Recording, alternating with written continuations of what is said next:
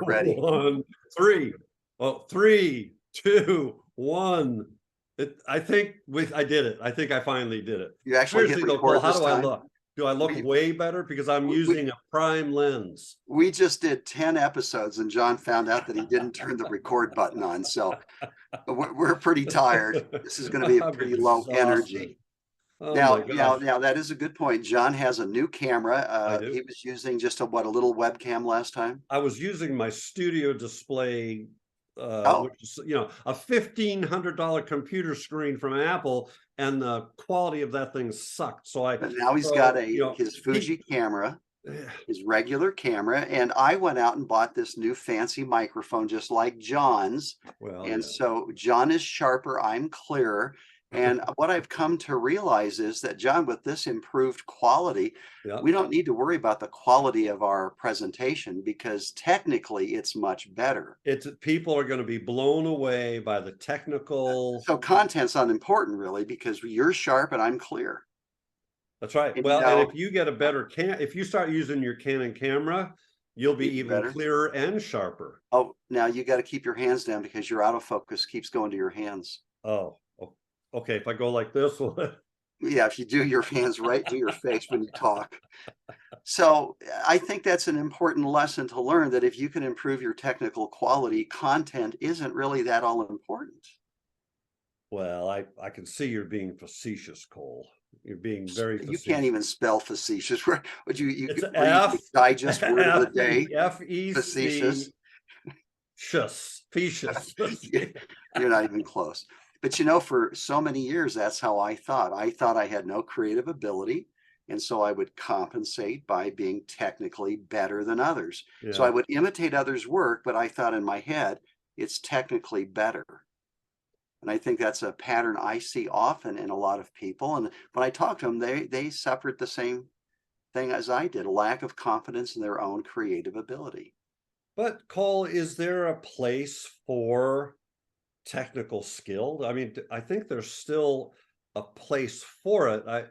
When we've talked before, I certainly agree with your thought process that you don't have to have technical skill to make those captures in the field. And what I remember is your brilliant work in Ghost of Auschwitz-Birkenau, where you really didn't know how you were going to create that. You just worried about that later. So that part I agree with.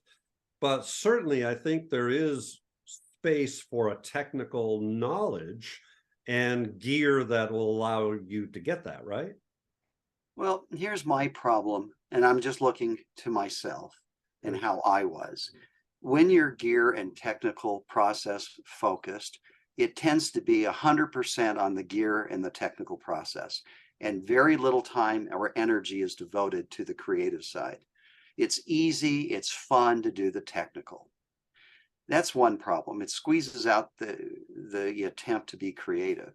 Yeah. And there was another point I had, but I completely forgot it. No, the other is that I don't know of an image that I've seen before, either mine or others, that would have been improved if it had been sharper, Yeah. or if it had been technically better. I think of you and I talked about Migrant Mother by Dorothea Lange. Right. And a friend of mine who was a technical guy and into prime lenses at the optimal aperture showed me the image and said, I just realized this image is not in focus. And I went and studied it, and it's focused on her shoulder, not on her face. And yet I don't think that image would have been made better if it had been sharper. In fact, I could argue there are images I've seen that would have been made worse by pursuing extreme sharpness. So does it Okay. have a place? Maybe if you're a Peter Lick and you want to have someone walk in and see a 4 foot by 6 foot photo on shiny aluminum hot lit image, and it's all perfectly sharp, and your brain goes, wow, that's impressive. But emotionally, I don't think it generally makes a difference. Yes, but I'm still going to come back to, and I think about your specific image of Angel Gabriel, Cole, and Not sharp.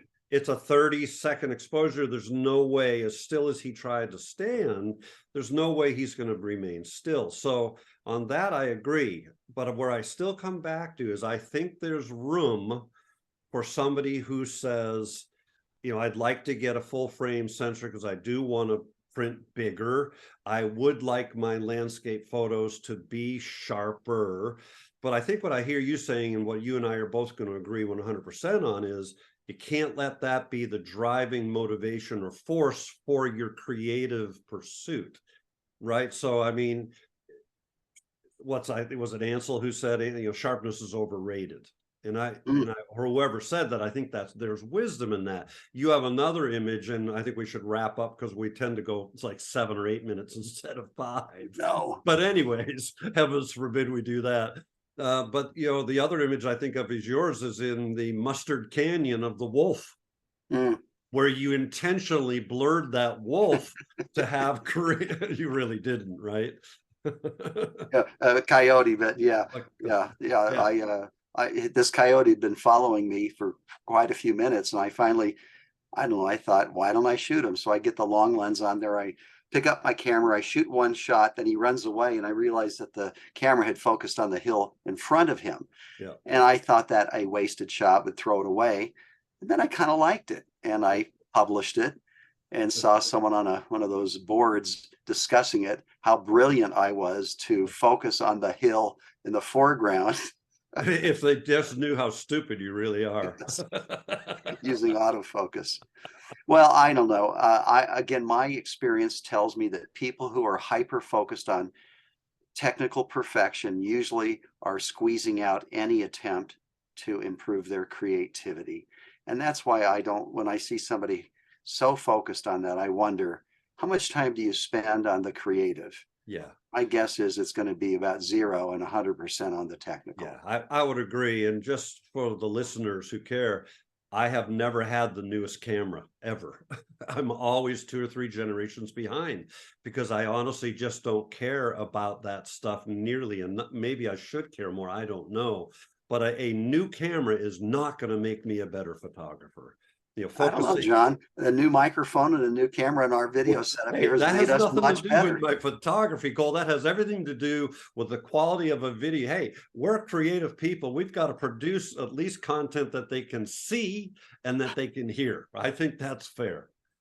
Okay, let's put this one to rest. Now, the next one we're going to do, we're going to have these same shirts on, unless. No, I'm going to go change. Are you? No, I'm going to put a new hat on, though, just to piss you off. Okay. All right. See you guys. We'll talk to you next time. Oh, I got to go like this, right? Oh, yeah. Maybe this is better. I think I look better. Much better. Much better.